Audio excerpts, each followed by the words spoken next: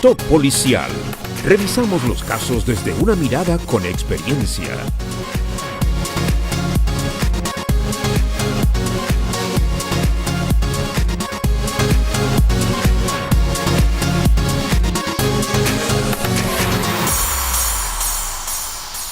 Lo invitamos a disfrutar nuestro programa Top Policial.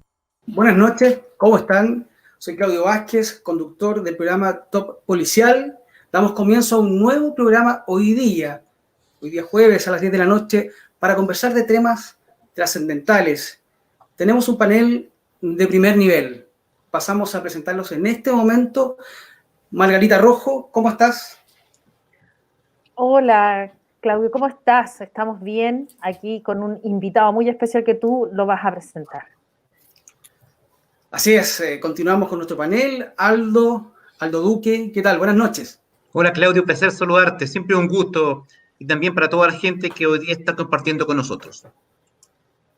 Así es, un gusto para mí también, Aldo, y Carlos Collao, nuestro comisario de la PDI, que está aquí también presente en nuestro panel. Carlos, ¿cómo estás? Buenas noches. Hola Claudito, ¿cómo estás? Margarita, Aldo y a todas las personas que están hoy día siguiéndonos completamente en vivo. Espero que tengamos un lindo programa e informativo programa.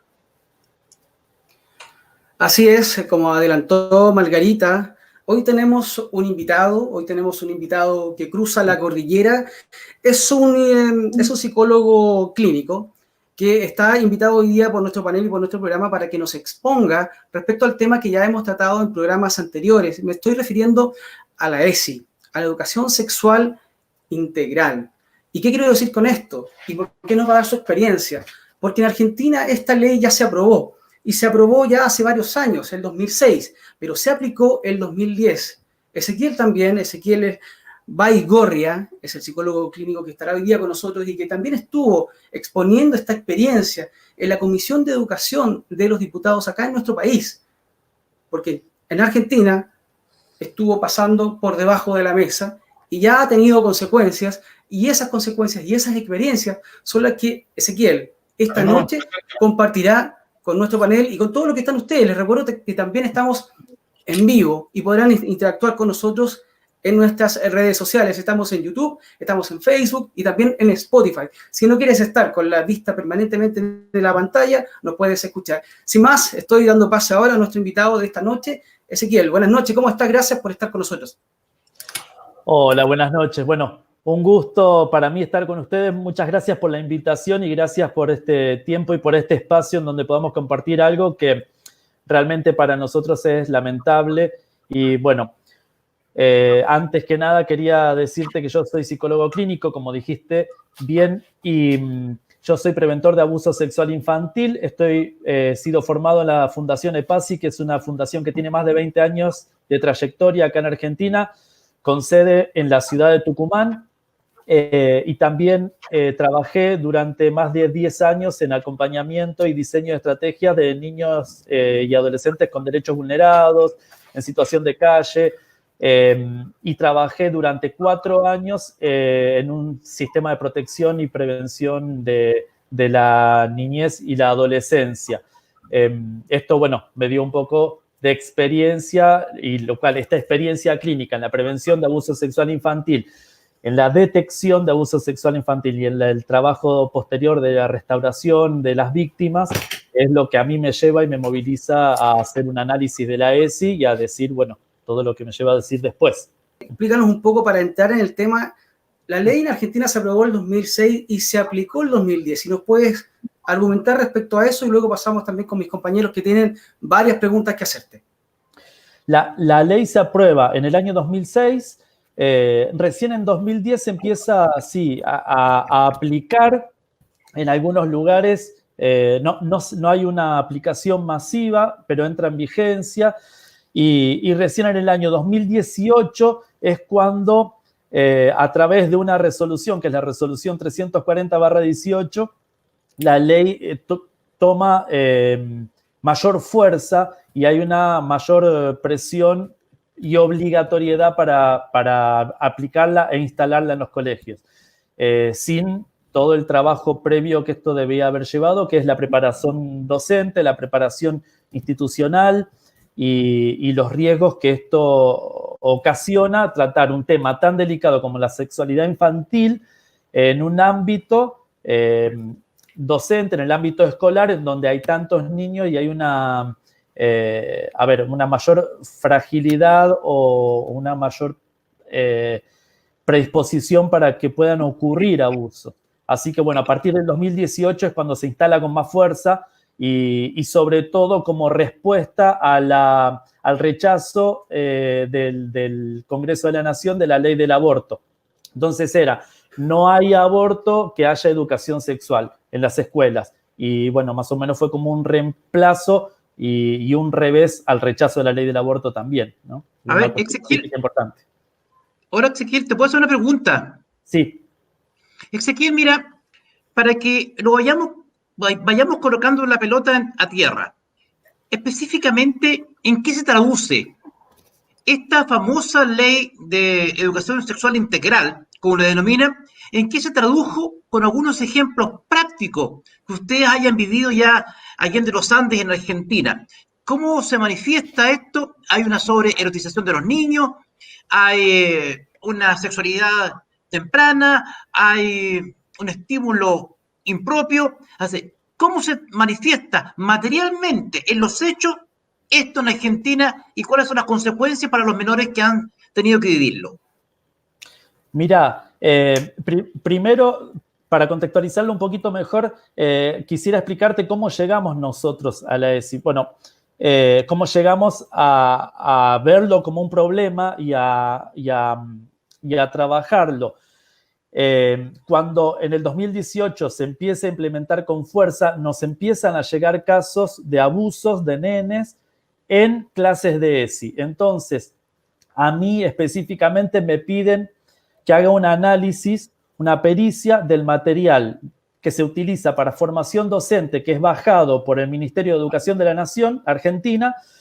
Entonces yo hago un análisis de todo este material y llego a determinadas conclusiones que son que para mí la ESI, con este tipo de material y con este tipo de orientación que tenía, no solamente no impedía el abuso, sino que preparaba el escenario para que ocurran los abusos. Generaba el marco, no tenía ningún impedimento para que un pedófilo acceda a los niños, por ejemplo. Por otro lado, era utilizado como un espacio de adoctrinamiento ideológico. En cuanto a la práctica, los casos específicamente a que nosotros nos llegaron fueron un caso en un jardín de infantes en la provincia de Buenos Aires, donde 40 nenes cuentan en sus respectivos hogares que habían sido en la clase de, la clase de ESI, el maestro de música se había bajado el pantalón, le había mostrado los genitales a los nenes. Entonces, los 40 nenes cuentan en su casa y coincide el relato entre ellos. Las madres empiezan a llamar por teléfono y me dicen, mi hijo me contó que el maestro de música hizo esto. Y la otra, a mí mi hijo también me acaba de contar lo mismo. Se empiezan a preguntar y todos los nenes coincidían sin haber hablado entre ellos, lo cual no había una mayor prueba de abuso que esa. Pasa otro caso en donde a los nenes en jardín de infantes, también 5 años, los hacen pintarse los labios a nenes varones para que prueben que si les gusta vestirse como mujer, pintarse como mujer o actuar como una mujer. Un caso en un jardín de infantes también en Rosario, en donde hay nenes que habían sido...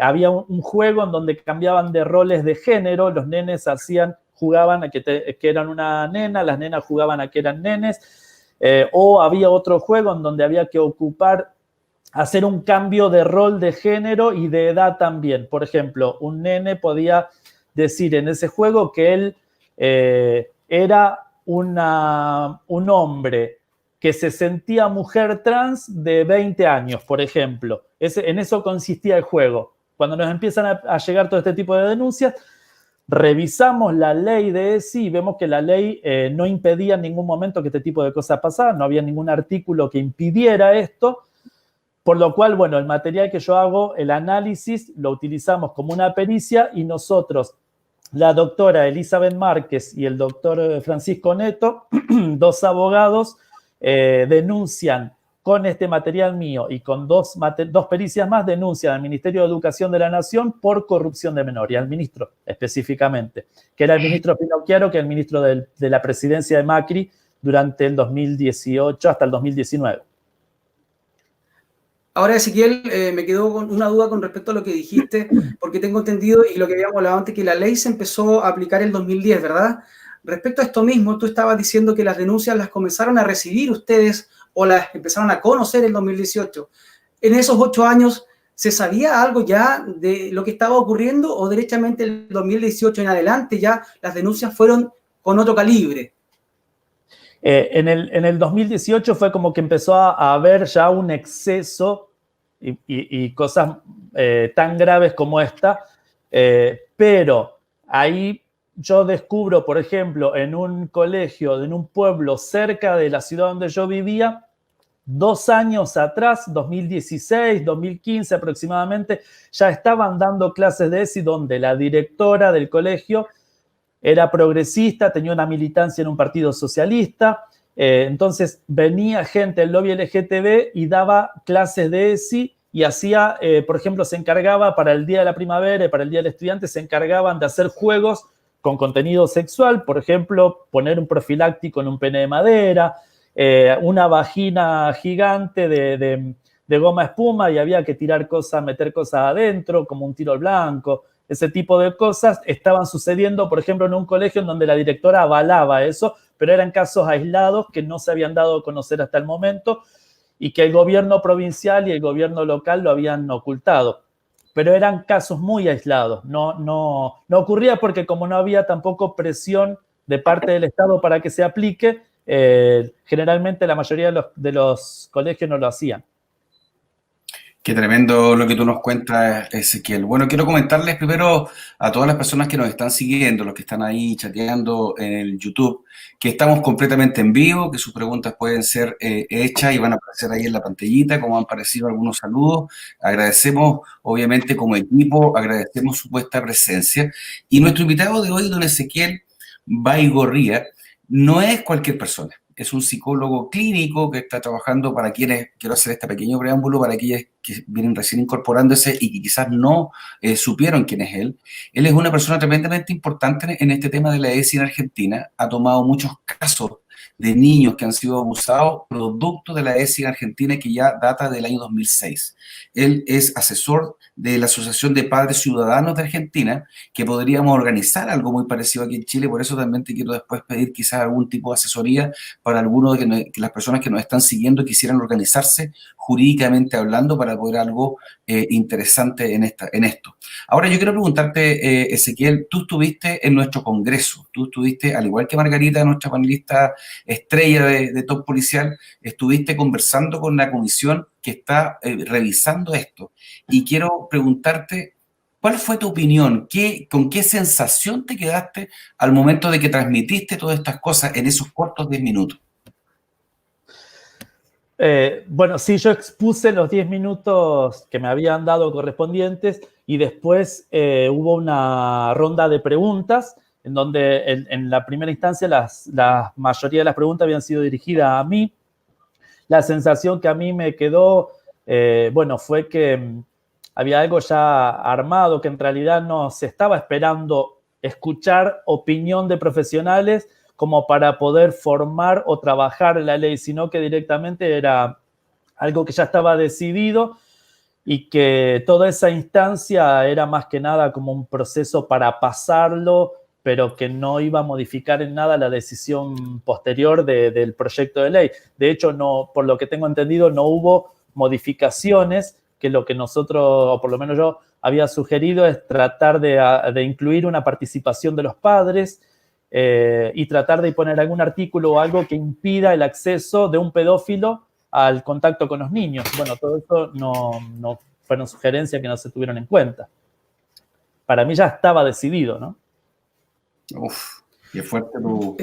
Ezequiel, respecto a lo mismo, me preguntan acá por interno de las personas que nos están viendo en vivo y que están interactuando con nosotros respecto al tema que estamos tratando contigo. si es que ustedes en Argentina, una vez que se presentó el proyecto, porque se aprobó el 2006, me preguntan si tuvieron instancias previas de conversación y de análisis respecto a esta ley o a este proyecto de ley previamente a aprobarse. Se convocó un comité, ese es otro tema interesante, que lo investigamos y lo descubrimos después, pero se convoca a un comité para que lo trabaje, y este comité estaba, era como un grupo de gente que eran profesionales, expertos en el tema. Supuestamente se había convocado a 2 personas que tenían que tener alguna relación con la parte conservadora, o sea, había dos personas que representaban o a la Iglesia Católica, o que sean del ámbito conservador en sí. Pero al fin y al cabo había sido todo de alguna manera como un acuerdo entre ellos, porque no hubo un debate, todo siguió la misma línea que nosotros hoy comprobamos que es esta línea que viene la doctrina de la ideología de género.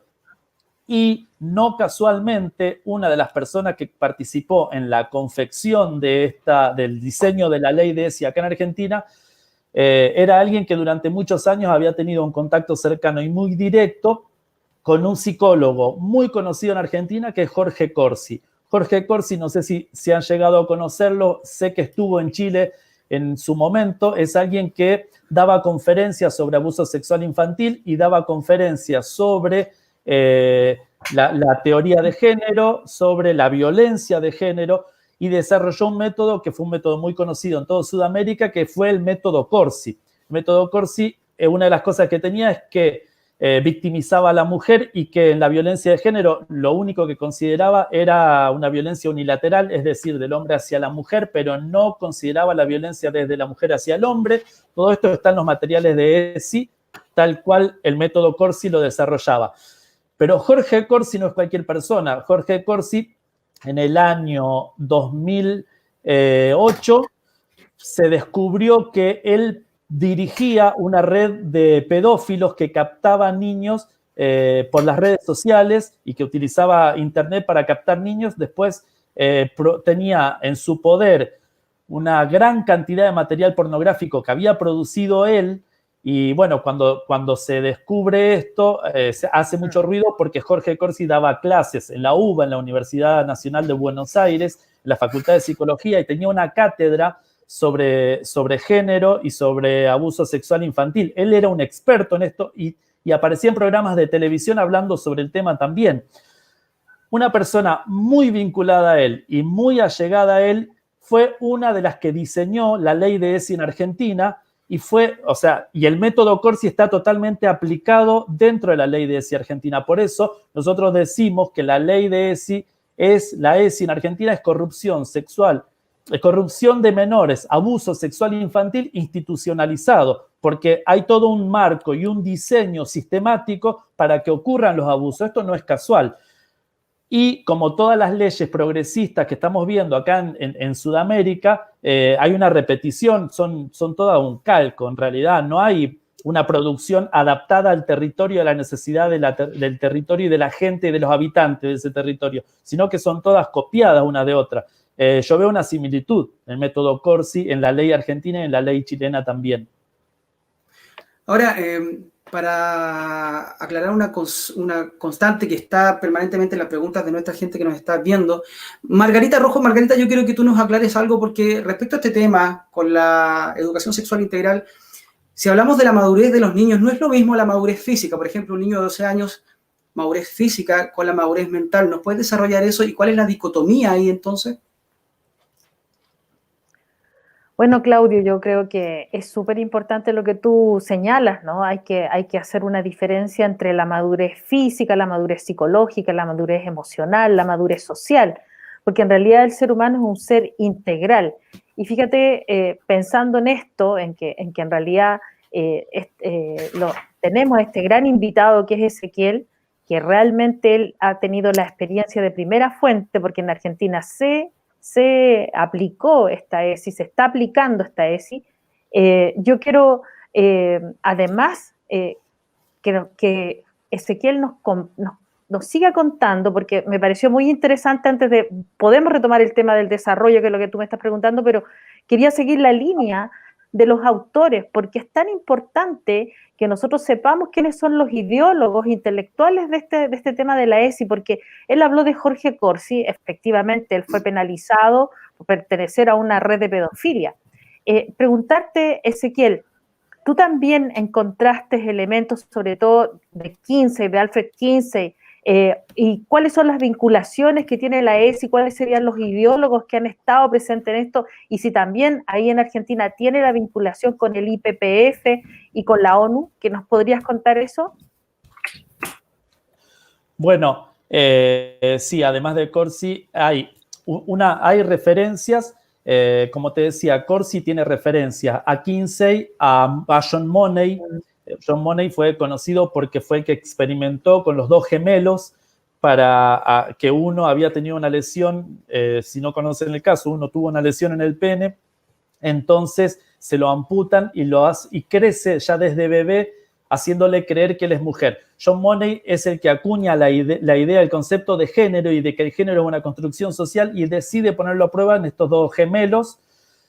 Uno crece y durante toda su infancia y su adolescencia creyendo que es una mujer cuando nació siendo hombre y bueno, y los dos, y él los hace, John Money hacía experimentos con ellos, sobre todo experimentos sexuales, que él tenía acercamiento y contacto sexual con los nenes y también les hacía tener relaciones sexuales entre ellos desde muy chiquitos, los hacía verlos desnudos, bueno, una perversión y todos diferentes tipos de abuso sexual que él había cometido.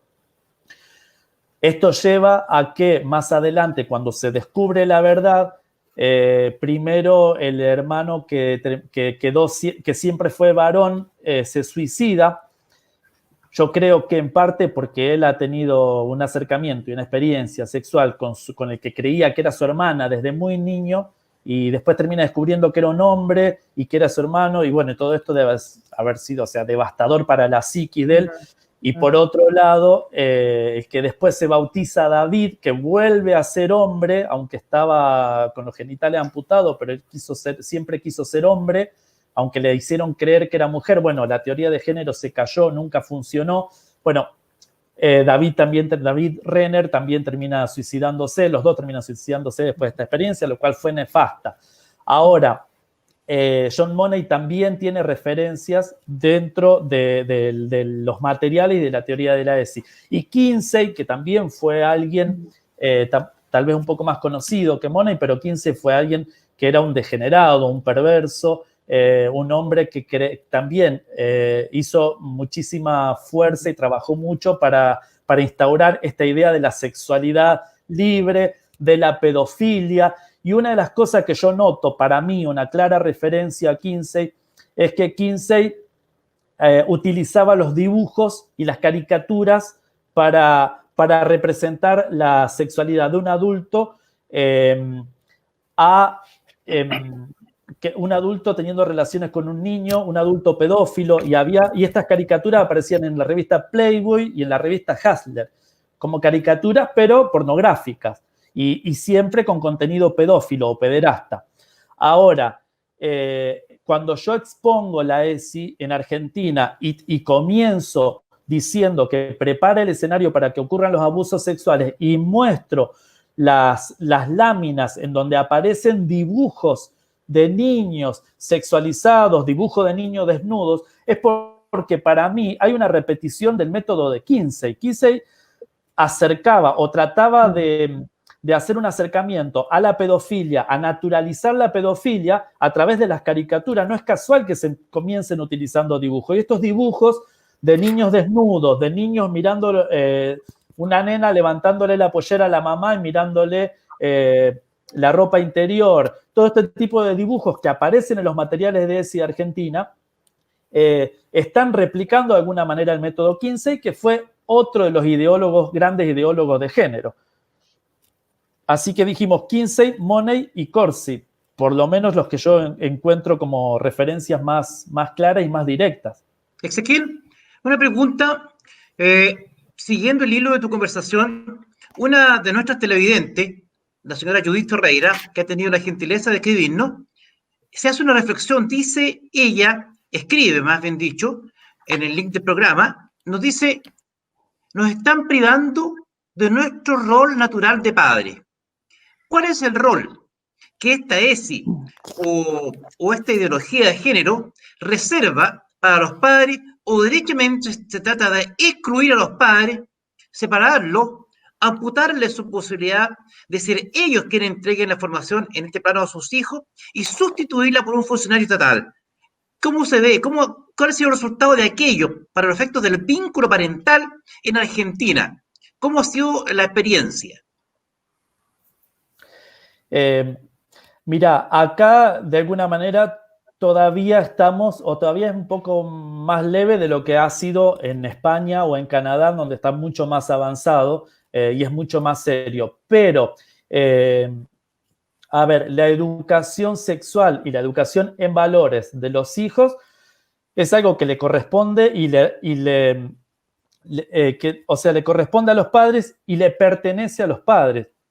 El Estado no tiene por qué venir a introducirse en un tema tan delicado como la educación sexual en la crianza de un niño, no tiene por qué intervenir en la educación en valores de niños, y sobre todo la escuela, al menos acá en Argentina, el sistema educativo no está en condiciones de tocar un tema tan delicado como es la sexualidad infantil, cuando tiene muchísimas falencias previas que tiene que arreglar, solucionar y que trabajar para que las condiciones estén dadas para tocar un tema tan serio y tan delicado como este, que es la sexualidad infantil. Y a los padres que han hecho denuncias porque hubo situaciones de abuso, y la más seria y la más grave que yo comenté es la de un travesti que sacaba las remeras, mostraba los pechos, y también se sacaba la ropa interior, se sacaba el calzoncillo, mostraba los genitales masculinos para que los nenes sepan que había mujeres con pene. Estas cosas han sido dentro del aula, en la escuela, delante de los niños, también los hacía desnudar a los niños, los hacía tocarse entre ellos, y cosas que habían pasado varias veces en varias clases.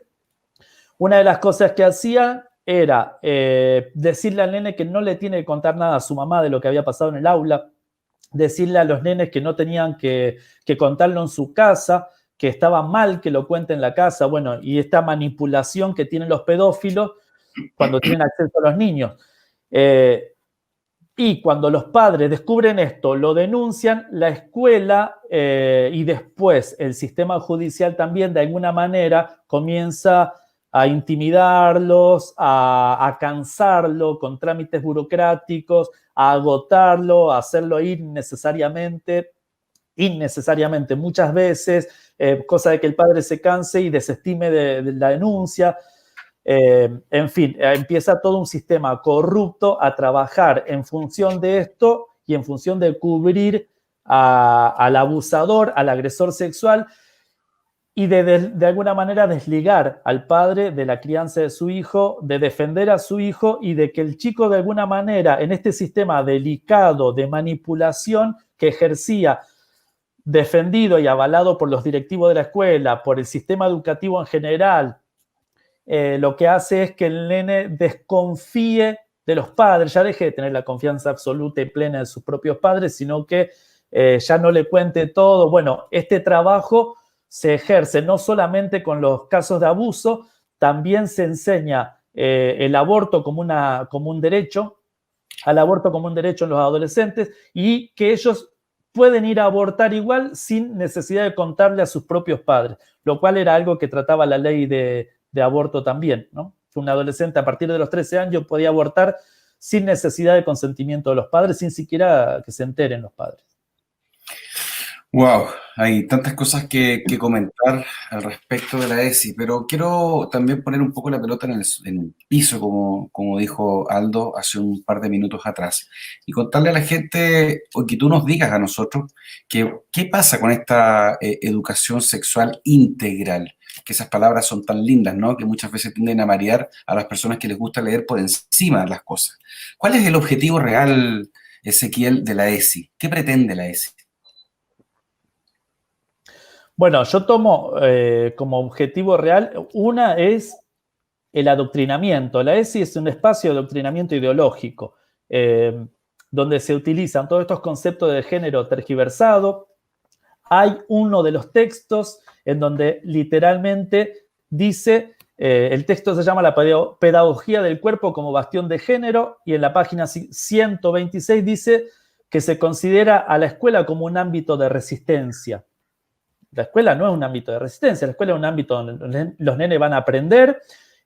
Cuando yo era chico y cuando hice mi escuela primaria, a mí me decían que la escuela era el segundo hogar y que la maestra era mi segunda mamá. La escuela no es un ámbito de resistencia. ¿Qué piensan? ¿Formar terroristas, subversivos? O sea, la escuela no está puesta para eso. Ahora, uno de los conceptos básicos de la ESI es utilizar a la escuela como ámbito de resistencia. Y hay un video muy interesante que se difundió a fines del año pasado, en donde en una escuela estaban todos los nenes o muchos nenes de un grado o dos cursos enteros. Había unos 30 o 40 chicos cantando El violador eres tú, en masa, todos juntos, siguiendo la misma coreografía, al mejor estilo del régimen del Tercer Reich. Hay un adoctrinamiento muy fuerte en una ideología comunista, en una ideología neomarxista, y a una bajada de línea de estos conceptos también.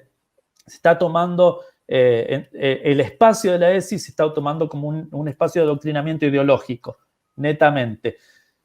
Siempre recordando que, por ejemplo, el nazismo en su momento comenzó siendo optativo, después pasó a ser obligatorio y después pasó a perseguirse a la gente que no pensaba de la misma manera. Entonces hay un contenido ideológico muy fuerte, aparte de los abusos, que es gravísimo. Ya que está Ezequiel tocando el tema de las aulas, de las clases, de las entidades educacionales, Aldo, yo quería hacerte una pregunta básicamente legal. ¿Cuándo es delito esta situación? Por ejemplo, y un ejemplo muy básico, si un profesor se baja los pantalones para enseñar los genitales a sus alumnos, legalmente, ¿cómo se puede percibir esta situación? Jurídicamente, eso es exponer a un menor de edad a un acto de significación sexual.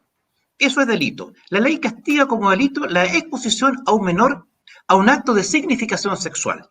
La ESI lo que hace es cambiar el eje y corre la frontera, porque si te dice que si este acto de significación sexual se practica, se ejecuta o se desarrolla en el contexto pedagógico de una sala de clase, entonces esa figura no está penada porque está amparado bajo el paraguas de lo pedagógico, de lo que se entiende como contenido pedagógico, es decir, una enseñanza o educación. En ese contexto se despliega una maniobra que potencialmente es la exhibición de un menor a un acto de significación sexual que, desplegada por cualquier mortal, sería un acto claramente delictual. Exponer a un niño deliberadamente un acto de significación sexual es un delito. Pero pues bien, en este contexto, si llega un sujeto y exhibe sus genitales expresamente a efectos de que ellos sean vistos por un menor de edad,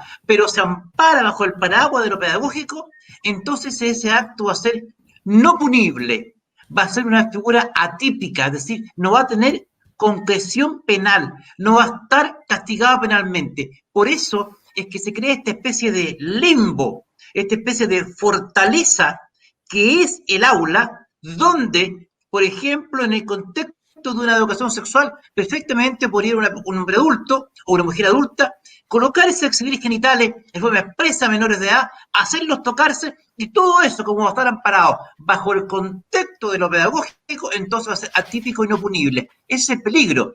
Ordinariamente, todo acto de significación sexual es un delito exponerle a un niño, pero bajo este criterio, obviamente no lo sería, y ahí el peligro que se desarrolla, se despliega y que se puede desencadenar bajo la premisa que te acabo de exponer. Ezequiel, siguiendo en esta misma línea, en tu país, ¿cómo se han abordado estos casos jurídicos, legales, a este tipo de denuncias? Bueno, las denuncias están en curso, hay varias denuncias que se han hecho y que están en curso, con un desgaste bastante importante de los padres, que se han encontrado, por ejemplo, con con una serie, o sea, ellos hacían la denuncia de abuso y de su hijo, y de que su hijo había sido víctima de abuso en este marco de una clase de ESI, y se encuentran con que los directivos del jardín o de la escuela están testificando a favor del docente y en contra del nene, diciendo que el nene lo inventó, bueno, desestimándolo. Se encuentran con peritos de parte, o sea, defendiendo al acusado, al agresor sexual. Se encuentra con todo un sistema, abogados preparados, especialistas en esto, y se encuentra que son padres con escasos recursos económicos que no pueden pagar un abogado y que no pueden pagar un perito, un psicólogo especialista, perito de parte. Entonces le queda los estatales, los públicos, que generalmente están desbordados y, bueno, no tienen mucho tiempo para dedicarle específicamente a ese caso. Por ende, están como muy desarmados legalmente y bueno, hay todo este sistema funciona como para de alguna manera desanimarlos, se van agotando, los padres terminan pensando en desestimar la denuncia, les dicen que a lo mejor el relato del nene no es porque pasó en la escuela, sino porque hay un abuso previo en la casa y que la culpa, y le dicen que probablemente le van a revertir la situación y lo van a denunciar a los padres, en fin, todo este proceso de manipulación muy serio, en donde, bueno, lo que hace es que un padre, cuando su hijo pasa por esto y sufre un abuso en una clase de ESI, lo va a pensar 2 veces antes de hacer la denuncia. Entonces, bueno, estas cuestiones tan burocráticas y tan corruptas que tenemos acá en la justicia argentina, que lamentablemente no sirve y no funciona para que se haga justicia, y no está resguardando al niño en esto de que siempre nos han enseñado los que trabajamos en el ámbito público que el interés superior del niño es lo que hay que prevalecer. Bueno, acá un nene abusado, víctima de abuso, termina siendo vulnerado nuevamente en sus derechos, una cosa espantosa lo que está pasando, pero en sí no hay ningún resguardo institucional, no hay ningún respaldo para que el nene se sienta contenido, para que sea escuchado. Están reclamando por las cámaras Gesell y no se la dan después de más de un año de las denuncias, de realizar la denuncia. Bueno, es lamentable lo que está pasando, pero es como que todo el sistema y todo el Estado juega en contra. Esto que hoy se puso tan de moda acá en Argentina, esa frase, el Estado te cuida, bueno, no, en la práctica no sucede. Wow, es completo. Mira, fíjate que yo no quiero dejar pasar una sigla que entregó recién Margarita cuando habló del IPPF, que es la Federación Internacional de Planificación Familiar. Porque todas estas políticas públicas que aparentemente son tan públicas, son tan propias del Estado, vienen de alguna parte.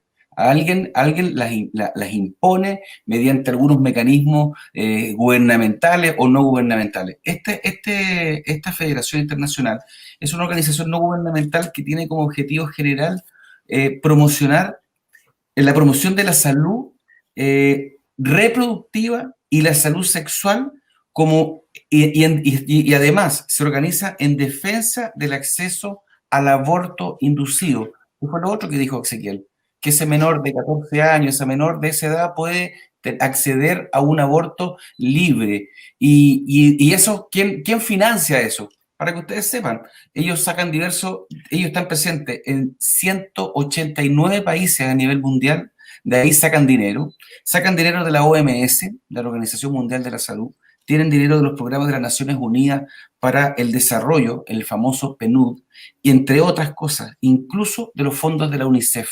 De ahí viene toda esta gente y todos estos datos y toda esta información tan extraña que uno puede decir en pocas palabras por qué se implementa o se busca implementar en todas partes del mundo, y esto es una reflexión mía, en todas partes del mundo esto ha terminado hipersexualizando a nuestros niños. Acá en Chile parece que debemos tener la bola mágica o personas altamente preparadas para que eso no pase en Chile. Eso es lo que a mí me parece como extraño.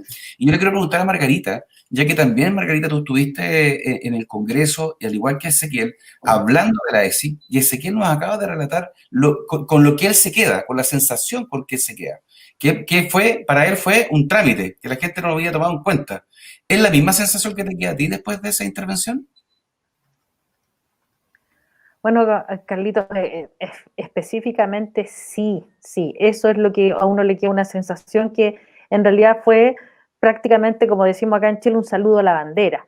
La verdad, las cosas que aparentemente, no lo puedo asegurar, pero aparentemente los diputados que están empecinados en aprobar esta ley, que no se trata de educación sexual, porque además, gratamente yo no conocía a Ezequiel, tampoco conocía a Pablo Muñoz Iturrieta y tienen el mismo planteamiento. O sea, esto es un proceso de adoctrinamiento ideológico, anticientífico y que pretende abolir la infancia. O sea, con estos hechos, Carlos, y para las personas que nos están escuchando, este es un cambio de la concepción del ser humano. O sea, es así de grave.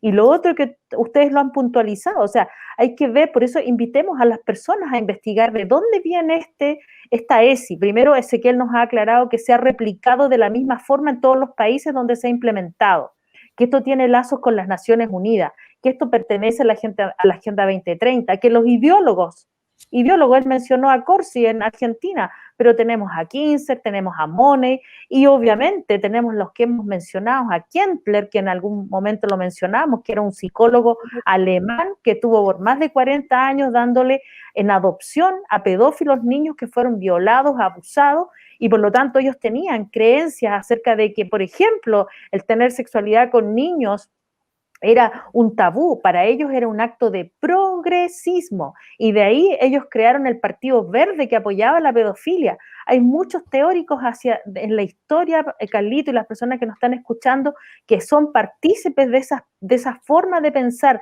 de hipersexualizar a los niños por una ganancia secundaria que tiene que ver con la pedofilia, instalar la pedofilia como un elemento de normalidad, lo cual sabemos que no es normal.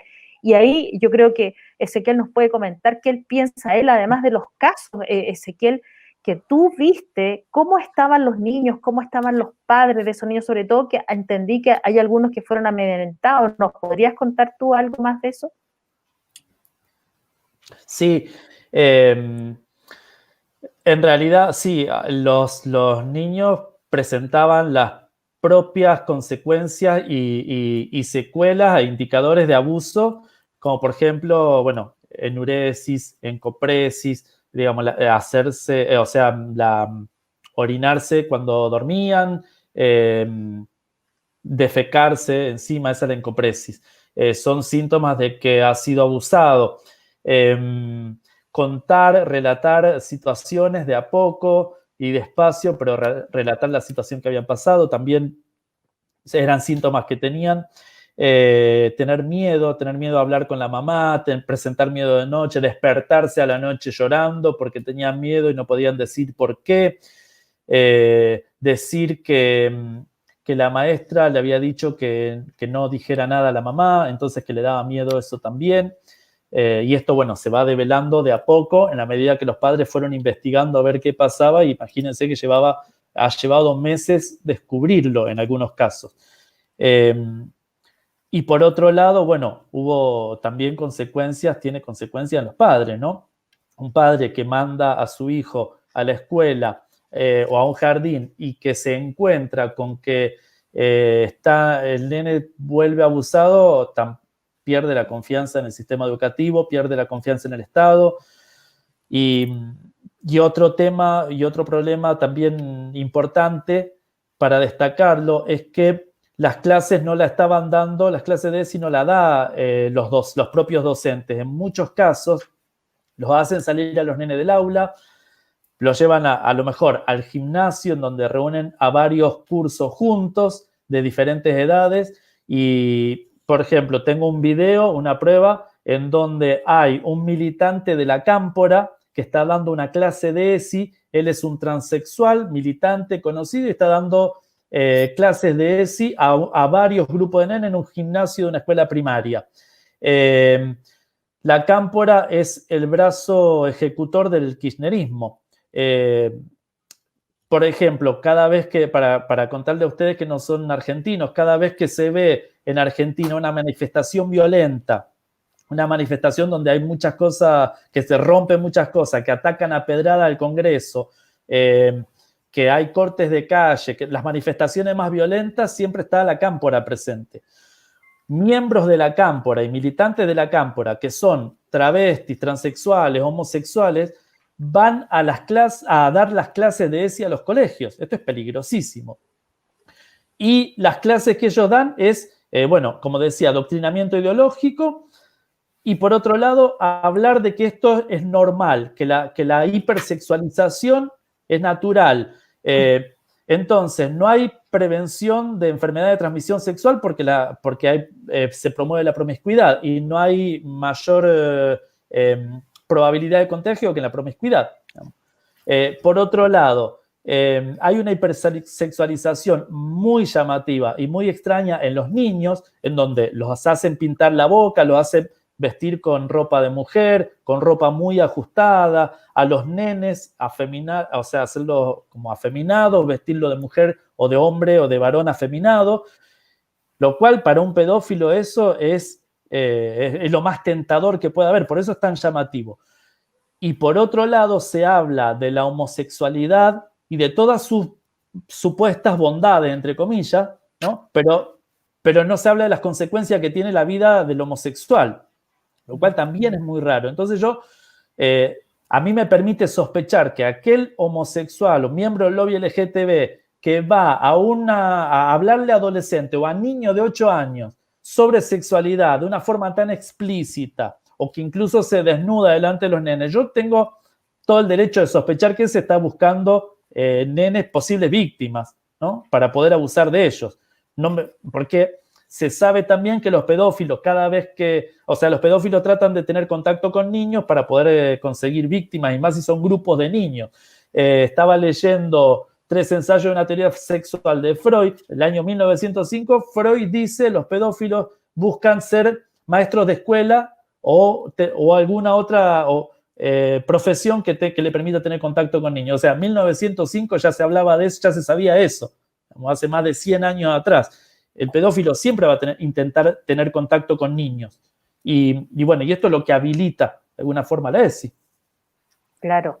Fíjate, Ezequiel, que tú has dejado una cosa muy en claro, porque justamente los diputados decían, inclusive un periodista sacó un artículo diciendo que si ocurrieran, por ejemplo, abusos, porque además hay que precisar, tú hablaste de niñitos pequeños.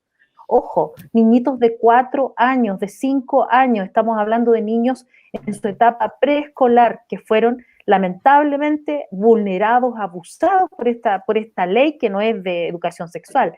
Hay que dejarlo claro que tú dijiste, y ahí también Aldo nos puede cooperar, que ahí tú dijiste no se investigó como se debería de investigar, y es más, entiendo también que hay casos que no se siguieron investigando porque como están al amparo de esta ley, por lo tanto, el argumento que esgrimían algunos diputados y algún periodista que dijo que eso no ocurriría en Chile y que dijo que en Argentina no ocurría, ocurrió. Tú eres una persona que nos estás dando el testimonio de primera fuente, donde sí efectivamente no se investigaron esos casos, lo cual es gravísimo y no se van a investigar porque el sentido no es la educación sexual. El sentido es un proceso de adoctrinamiento ideológico.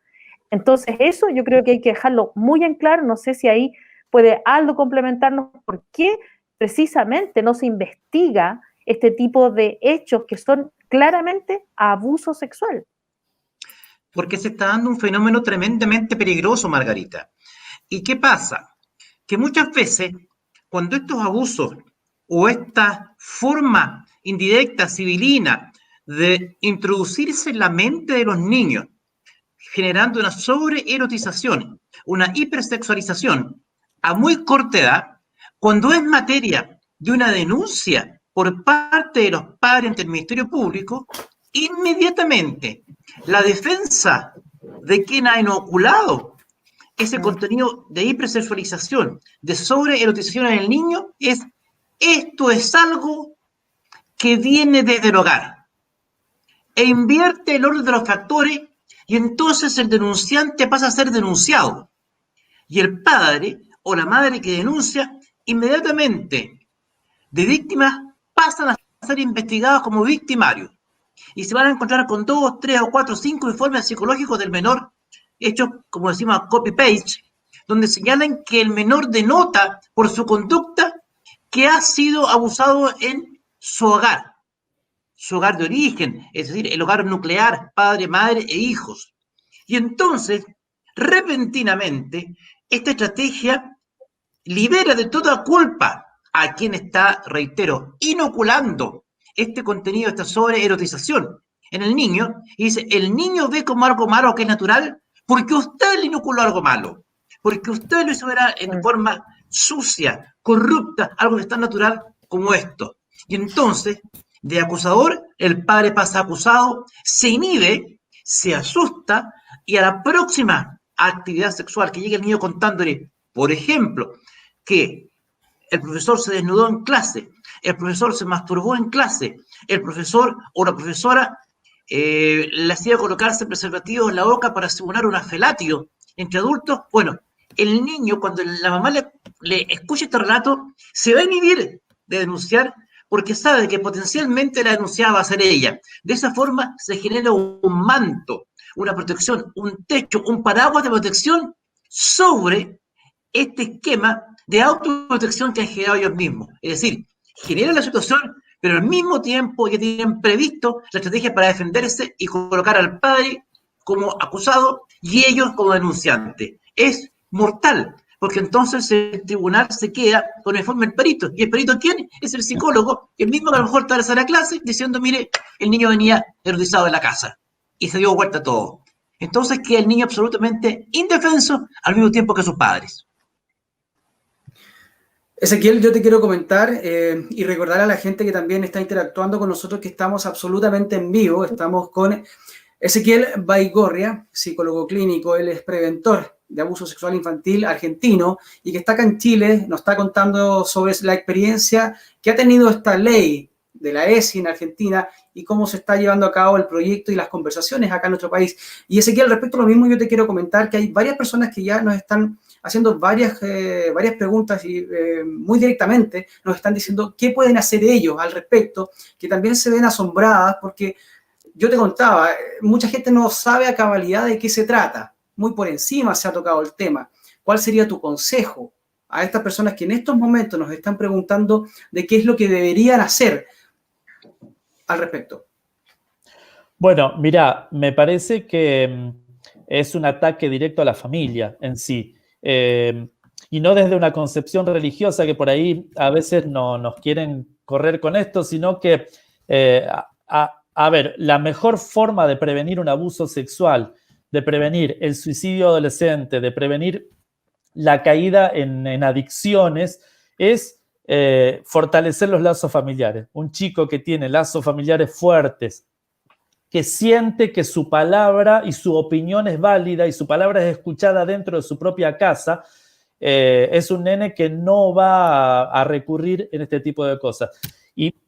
Y por otro lado, un pedófilo siempre detecta a los nenes que son más vulnerables. Y los más vulnerables son justamente aquellos que o que sufren maltrato dentro del hogar o que directamente sufren un abandono y no son cuidados como deberían, o sus derechos no son respetados, cuidados, es decir, se lo abandona y se lo deja solo y bueno, no hay una contención en el hogar. Entonces a mí me parece que como ciudadano primero uno debería cuidar lo que hay adentro de su casa, cuidar el entorno, cuidar el hogar, fortalecer los lazos entre el matrimonio, donde hay matrimonio, y fortalecer las relaciones con los hijos, que el hijo sepa que tiene la contención de sus padres. Y si bien el padre y la madre no son amigos porque tienen que poner, hay una relación de autoridad, pero sí que sepa que va a haber alguien que lo va a escuchar y que le va a creer si algo pasa y que lo va a cuidar y que lo tiene como prioridad a los derechos y al cuidado del chico. Entonces, como segunda instancia, hacer un reclamo, oponerse, visibilizar esto, informarse bien de qué se trata, visibilizar de qué se trata la ESI, porque a nosotros acá en Argentina nos tomó por sorpresa, directamente nos llevó por delante, porque en 2006 nosotros ni siquiera sabíamos, yo me enteré en el 2018 que existía la ley de ESI y tenía 12 años de aprobada la ley, o sea, ni siquiera sabía que existía esa ley, ni siquiera sabíamos que se estaba aplicando y las cosas que estaban pasando, nos enteramos recién hace 2 años atrás. pero ustedes están a tiempo ahora, porque ahora se está debatiendo, entonces están a tiempo de oponerse, de exigir y reclamar que si llega a salir este tipo de ley, que vaya con algunos resguardos para que estas cosas no ocurran. Tiene la experiencia argentina, tienen pruebas de cosas que están pasando en Argentina, hay videos, hay fotos. Otra de las cosas que se implementa junto con la ESI son los baños mixtos, y acá hay escuelas primarias y colegios secundarios que empezaron a tener baños mixtos en donde van nenes y nenas, o sea, para hombre y mujer al mismo tiempo. Lo que sucede, por ejemplo, en las universidades, que también nos aplicaron, es que las mujeres se tienen que ir a un bar a la vuelta para ir al baño, porque no pueden ir al baño de la universidad porque van hombres y mujeres también, o porque aparecen travestis, y los travestis prepotean a las mujeres que lo miran mal porque está dentro del baño, porque dice que no le reconoce su condición de mujer. Bueno, todo este tipo de cosas ideológicas que uno ya puede suponer toda una perversión detrás.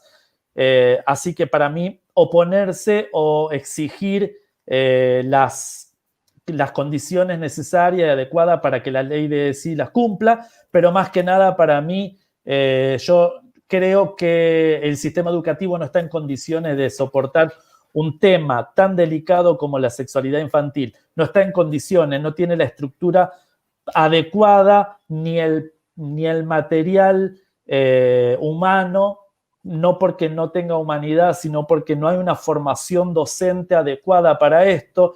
Y bueno, es como meter una bomba de tiempo dentro de la escuela, ¿no? Yo creo que no, el sistema educativo no está en condiciones de tratar la sexualidad infantil. Así que para mí lo mejor sería pensarlo de acá a 10 o 20 años en todo caso. Ezequiel, una última pregunta por mi parte y de ahí le doy el pase a Carlos Collado. Quería leerte literalmente una información que estoy viendo acá en internet y es directamente de observatorioviolencia.org, que dice lo siguiente, y es un titular: Argentina, 80% de las denuncias por abuso sexual del 2019 fueron a través de las clases de educación sexual integral. ¿Qué me dices al respecto? Esa es una falacia. Porque en realidad no es que el 80% de las denuncias, sino, o sea, acá lo que no cuenta es que ahora se saltea un sistema que era, antes las denuncias pasaban por el sistema de salud, que por ejemplo yo trabajaba en un centro de atención primaria en salud y recepcionábamos nosotros. Cuando se empieza a aplicar a partir del 2018 más, se empieza a aplicar más la ESI, las denuncias pasan, que antes los docentes y los directivos nos llamaban a nosotros y teníamos que ir nosotros a hacer la denuncia, ahora se hace directamente por la escuela. Pero esto no significa que sea un método efectivo, sino que cambió el recorrido donde se realizan las denuncias. De hecho, nosotros obligábamos o teníamos discusiones con los docentes y con los directivos porque las denuncias las tenían que hacer ellos, pero ellos no querían involucrarse. Entonces, bueno, lo que hizo fue responsabilizar un poco más u obligar o presionar a los docentes y a la escuela a que realice las denuncias que antes realizaba el sistema de salud. Pero esto no significa que ha mejorado y que han aumentado la cantidad de denuncias, sino, bueno, por el contrario, los abusos ocurren dentro de la escuela y dentro de este marco, con la ley de ESI. Como yo decía al principio, la ley de ESI prepara el escenario para que ocurran los abusos y ocurren los abusos en las clases de ESI también. O sea, para mí aumentan. Qué tremendo. Quiero comentarles a la gente que se está incorporando a nuestro programa que Ezequiel y Margarita son dos personas tremendas, son dos psicólogos clínicos y que han investigado, Margarita ha investigado este tema desde hace muchos años, por lo menos hace 8 años que está investigando este tipo de situaciones, y Ezequiel tiene la experiencia desde el año 2006 hasta hoy día de lo que ha pasado en Argentina con esto. Y lo penoso es que en el Congreso, cuando ellos comentaron esta situación, la Cámara hicieron casi una lista gorda, cumplieron con el hecho de escucharlos, algunos muy pendientes de sus celulares, y fue poco lo que tomaron en cuenta lo que ellos están diciendo, que eso es grave, porque invitar a dos profesionales de este nivel para que solamente hagan un saludo a la bandera, como decimos en Chile, a mí me parece, pero realmente de muy mala fe, de muy mala calidad. Pero yo he investigado un poco, Ezequiel, tus programas por internet, porque tengo una deformación profesional, como diríamos nosotros, de investigar a la gente con la cual me desenvuelvo. No se me quita, a pesar de estar en retiro, no se me quita. Y escuché algunos temas tuyos y unos términos que me encantaría que tú pudieras desarrollarlos con nuestra gente que nos está viendo hoy día. Tú hablaste de los diques anímicos y que están muy bien desarrollados y tienen que ver con puesta en marcha de la ESI a esta tan temprana edad. Porque dijiste que en Argentina estas cosas pasaban, se detectaban muy tarde, y tiene que ver con estos diques anímicos que tú señalas. En realidad, los diques anímicos es un concepto freudiano que Freud elabora en 3 ensayos de una teoría sexual, más específicamente en el segundo de los 3 ensayos, y que fue un texto publicado en el año 1905. A lo que se refiere para el psicoanálisis es que tienen que formarse los diques anímicos, que son los que le dan un verdadero o los que le dan un cauce a la pulsión. Sin estos diques, la pulsión quedaría como liberada y como sin un recorrido cierto, la pulsión sexual. Los diques sirven para contención y para resguardo. Si una persona no tiene esos diques anímicos, queda liberado a que la pulsión siga su curso sin tener en cuenta o sin considerar algo que pueda llegar a ser perjudicial para el otro o que pueda ser angustiante para el propio sujeto, para la propia persona. Entonces, estos 3 diques son el asco, la vergüenza y la moral. El asco, la vergüenza y la moral se forman en el periodo de latencia, que va entre los 5 años y los 11 o 12 años. Y que es cuando comienza la etapa prepuberal que comienza con la llegada de la menarca en la mujer y con las primeras eyaculaciones en el varón. Ahora, que es un proceso netamente biológico y que hay un desarrollo psicológico en este tiempo, en el periodo de latencia. En ese periodo de latencia, en estos años, en esta etapa, se forman los diques anímicos. Si no están estos diques anímicos, va a haber una angustia muy grande en la persona, o sea, va a quedar el placer sexual asociado a algo angustiante o no va a tener un límite o no va a tener un cauce correcto. Por otro lado, no va a haber una correcta vergüenza o no va a haber un asco que es lo que le permite al nene, por ejemplo, salir de una situación que puede llegar a ser un posible abuso. Que venga un tío, un familiar o un docente travesti y le dé un beso en la boca, al nene le va a dar asco. Pero si estos diques no se forman o si se forman deficientemente, no va a tener asco, por ende no va a poder decir en la casa que en la escuela le pasó algo que tuvo asco o que le dio asco, por ende nos quita un indicador de abuso a nosotros, a lo que detectamos el abuso. O los padres, cuando ellos escuchan que hay algo que le dio asco al nene, ya pueden alertarse de que algo pasó, aunque el nene no sepa explicar exactamente qué fue lo que pasó, pero bueno, es un indicador. Que no se formen estos diques o que se trabaje para destruir o debilitar el asco y la vergüenza específicamente, bueno, y la moral también en estos diques, en esa etapa justamente no es casual, sino que va a hacer que esto no se forme correctamente, no haya una buena salida y sobre todo va a quedar una personalidad débil que puede llegar a ser fácil de manipular, de controlar y por ende va a haber una masa fácil de controlar, muy fácilmente de controlar y de manipular. Lo cual me lleva a la pregunta de qué va a pasar con estos nenes que pasaron por una educación sexual infantil perversa como esta, a temprana edad, que no tuvieron los diques anímicos del asco, de la vergüenza y de la moral formados correctamente como protectores de ellos y protectores del otro, que han pasado por la experiencia del aborto con las secuelas que tiene el síndrome posaborto, posteriores al aborto, y que han recibido, por ejemplo, la marihuana o el consumo de drogas como algo legalizado y normalizado.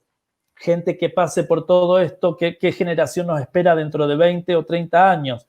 ¿Cómo va a ser esta generación dentro de 30 años que haya atravesado por todo este tipo de cosas? Y sin asco, y sin vergüenza, sin moral digamos, va a ser una generación fácil de controlar, fácil de manipular y sobre todo una generación que va a ser una generación de psicópatas. Uf. Ezequiel, una pregunta corta y necesito tu respuesta corta. ¿A quién le conviene o quién se favorece con los niños con esa formación? Y se favorece, o sea, acá hay ¿Quién gana? hay algo que está alineado a las políticas globalistas, ¿no? La política de género globalista y en especial, particularmente, los gobiernos populistas les viene al pelo. Mira, yo reflexionaba sobre lo que tú nos contabas sobre los diques freudianos, la vergüenza, el asco y la moral, y me hacía la siguiente pregunta, y me pongo en el lugar de los mamás, de los papás, de los tíos, de los abuelos que nos están viendo a esta hora y esta noche. ¿Qué sentirían si supieran que a su niñita de 7, 8, 9 años de edad, que va al colegio, un profesor la desnuda y le toca sus genitales porque considera que eso es parte de su educación sexual? O si un hombre se desnuda delante de ella y le hace tocarle su miembro viril, porque eso es parte de su educación sexual. Si toma un compañerito y le hace copular simuladamente sobre ella, porque eso es parte de su educación sexual. Si a su hijito de 9, de 10 años, un profesor lo desnuda y lo hace simular ser penetrado rectalmente o analmente, ¿qué sentiría usted, señora? Usted, señor. Usted, para que es papá, mamá, abuelo o tío. Si a un niño de 8 años de edad, 9 años de edad, lo desnudan frente a todos sus compañeritos y lo hacen simular un acto sexual de penetración rectal. Si eso a usted le parece aberrante, bueno, quiero que sepa que a nosotros también. Y es el riesgo al que potencialmente se puede ver respecto a nuestros hijos. Por eso es en parte nuestra alarma, nuestra intención y lo que me conmueve profundamente al escuchar el relato de Ezequiel, un experto, y naturalmente de nuestra Margarita. Esa es la esencia. Por eso es lo que hemos generado este programa para efecto de ponerla a usted, señora, a usted, señor, en el lugar de que su hija, de que su hijito pequeño, de que tu nieta, de que tu sobrino, de que tu sobrina puede haberse puesto a este tipo de maniobra. Eso es lo que está en juego y por eso es la relevante de esta discusión que está pasando colada. Respecto a lo mismo, Ezequiel, ¿tú nos podrías contar cómo ha sido la experiencia del trato luego de este tipo de abusos con la familia, especialmente con los niños? ¿Qué pasa ahí? ¿Cómo se hace ese trabajo luego? ¿Del trato de parte de la escuela hacia el niño o de parte de la escuela hacia la familia o la escuela de hacia parte de usted, la... para darle soporte? ¿Qué pasa con cómo se trabaja la unión familiar? Porque me imagino que luego de esto hay una ruptura, hay un quiebre. ¿Cómo sostener los pilares de la familia? Porque esto es algo que afecta transversalmente. Sí.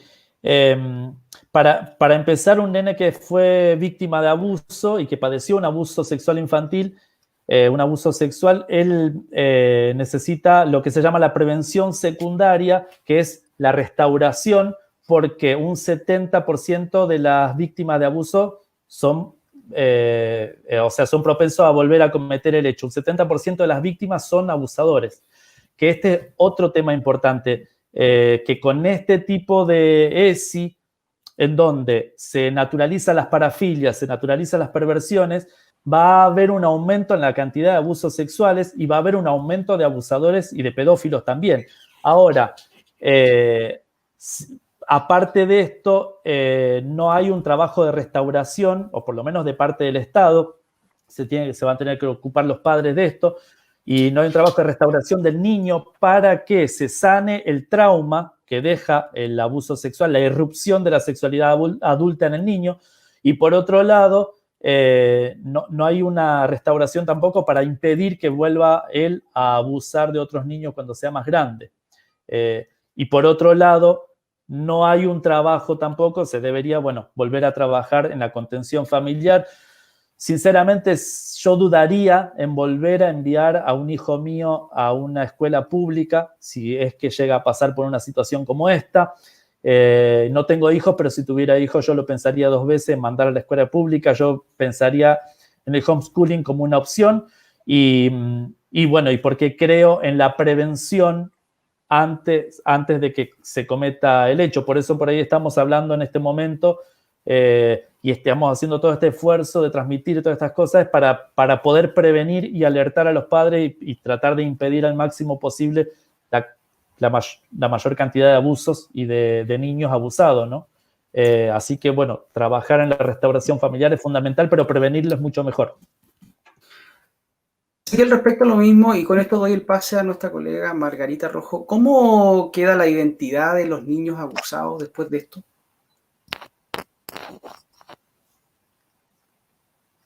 ¿Ezequiel? Ah, pensé que iba Margarita, perdón. Para que nos complemente también con Margarita, es un tema que a los dos lo atañe. Sí, los nenes abusados en sí, bueno, quedan con secuelas. Sí o sí hay que hacer un tratamiento psicológico. Hay que trabajar porque seguramente va a quedar una fobia, va a quedar una asociación del goce o del placer sexual, va a quedar asociado a una situación de desvalimiento, a una situación de vulneración, a una situación de abuso específicamente, en donde alguien con más fuerza, con más autoridad se está aprovechando de él. Esto es muy difícil de afrontar y hay que trabajarlo para que pueda tener una vida adulta normal y una vida sexual normal y poder formar una familia, cosa que si no se trabaja también va a impedir o no va a querer formar una familia más adelante, mucho menos va a querer tener hijos porque no va a querer que pasen por lo que pasó él. Y entonces queda una identidad frágil, una identidad débil, una dolida, lastimada, traumada, y que va a ser difícil que pueda llegar a tener algún desarrollo y algún logro personal, porque esto siempre como que le va a jugar en contra. Esos son los problemas por ahí de la identidad propia individual, ¿no? Sí, bueno, yo creo que estoy de acuerdo con Ezequiel, particularmente cuando en estos proyectos de ley mienten a las personas, les dicen, por ejemplo, que este proyecto de ley, porque ya tenemos claro que es un proceso de adoctrinamiento ideológico y por lo tanto es política pura, esto es política, no es educación sexual, pero además, pensando en este cambio de concepción del ser humano, Ezequiel, cuando se dice que es sin sesgo y se le agrega la ideología de género, estamos hablando de un sesgo. No sé, ¿qué te parece a ti, desde tu experiencia clínica, que a un niño pequeño de 3, 4, 5 años le digan, por ejemplo, que él puede elegir ser hombre o mujer o lo que sea, ¿no? Como si fuera elegir, no sé, zapatos, ropa, que además también existe esa confusión porque además los hacen vestirse de forma intercambiada. ¿Qué te parece a ti eso de que le hagan pensar, porque es una creencia, es una idea anticientífica, pero qué consecuencias puede tener en un niño? ¿Qué te parece a ti que le hagan pensar, elegir a un niño acerca de que puede ser hombre o mujer? ¿Qué te parece a ti, Ezequiel? Bueno, hay una confusión, o sea, eso va a generar una confusión en el nene.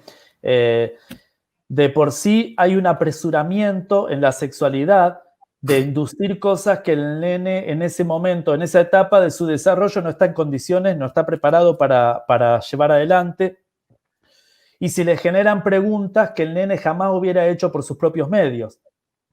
Por otro lado, la sexualidad infantil es, en realidad, la sexualidad del humano en general es una sexualidad plástica. Es decir, no siempre está fijada de alguna forma, sino que los gustos que uno tiene en la adolescencia no son los mismos que va a tener en la adultez, y esto no significa que la plasticidad de la sexualidad sea, o sea, la sexualidad no es un concepto fijo. ¿Por qué digo esto? Porque si un nene dice, no sé, un nene de 4 años se pone zapatos de la mamá, esto no significa que el nene ya decidió cuál va a ser su orientación sexual. Eso es una mentira.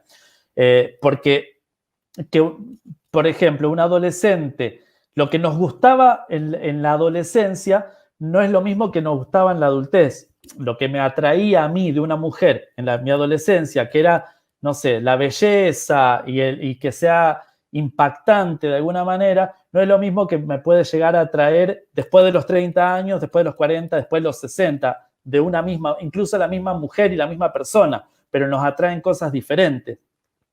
La sexualidad no queda fijada, mucho menos en un periodo previo a la adolescencia o a la pubertad, ¿no? Es imposible. Y esto es muy serio, es un punto delicado porque se está trabajando en la falacia de las infancias trans para decir que un nene ha decidido su orientación sexual a los 8 años, a los 7 años, lo cual es imposible que un nene que no puede votar, no puede sacar un carnet de conductor, menos va a poder decidir su orientación sexual. Y se lo está hormonando. Hay un proceso de hormonización de los nenes que dicen que ellos quieren ser mujer, a lo mejor siendo varón, o las nenas que dicen que quieren ser varón aún siendo mujer, a partir de una edad temprana, lo cual es terrible porque esto ya empieza a inhibir hormonas que son propias del desarrollo, entonces no hay un desarrollo completo, no es una edad en donde el nene puede decidir esto, y esto ya se lo está fomentando desde la ESI a una edad temprana. No se considera que hay una plasticidad en la sexualidad y en la orientación sexual y que esto no va a quedar fijado. Lo que el nene diga a los 8 años no necesariamente va a ser adulto.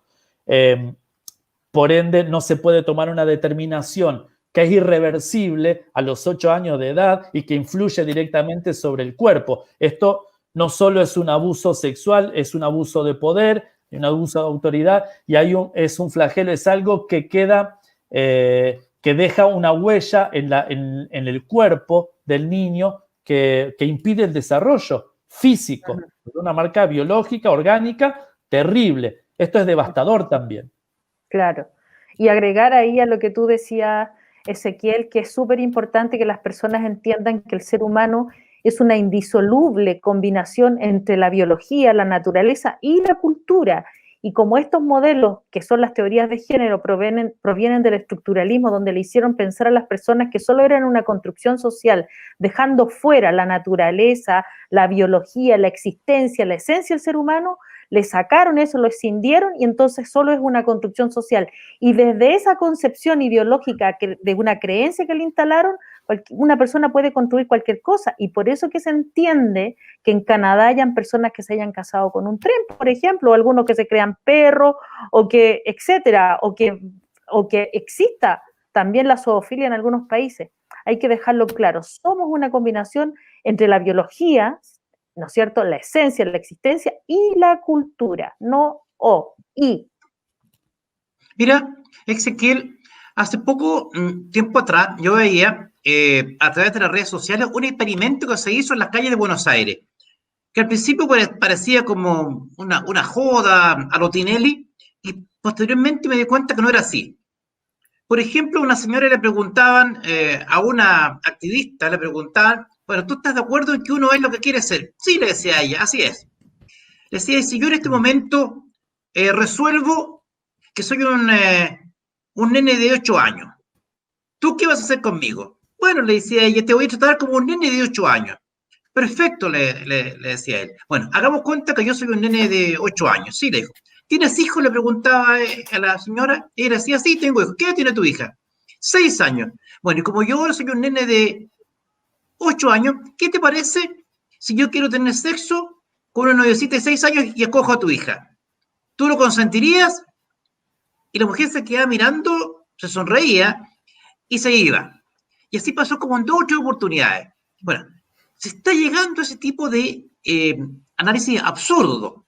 Es decir, si uno es lo que quiere ser o lo que intelectualmente construye de sí mismo, abstrayéndose de la realidad biológica, que no está determinada por el individuo, sino que está determinada por la naturaleza, más allá de lo que uno quiere o no quiere, uno viene a este mundo con un sexo preciso y determinado, excepto, claro, los casos clínicos que hay, naturalmente. Pero el mayor porcentaje de los individuos, los hombres y mujeres, venimos con un sexo determinado. Y se dice que el género es una construcción social, algo que nosotros inventamos, que va disociado de nuestro sexo, excluyendo los casos de hermafroditismo y de transexualismo que naturalmente se pueden dar a Ezequiel. Esto una persona puede escoger su género e ir cambiando el género tantas veces se le ocurra en el día. Por ejemplo, a las 9 de la mañana puedo ser hombre, a las 10 decido ser mujer, a las 12 decido ser hombre, a las 4 de la tarde vuelvo a ser mujer, y así indefinidamente. ¿Es normal, es natural, es propicio? ¿Qué produce desde el punto de vista psicológico? No, lógicamente que no es normal para nada. De hecho, a ver, por ejemplo, para diagnosticar una psicosis o una esquizofrenia, cuando yo hacía una supervisión de un caso de psicosis, a mí me decían, evaluar la sexualidad, si hay algo muy extraño, muy raro, es porque hay un caso de esquizofrenia, casi seguro. O sea, la sexualidad siempre fue un indicador para un psicólogo clínico de un diagnóstico de una estructura compleja como es la psicosis.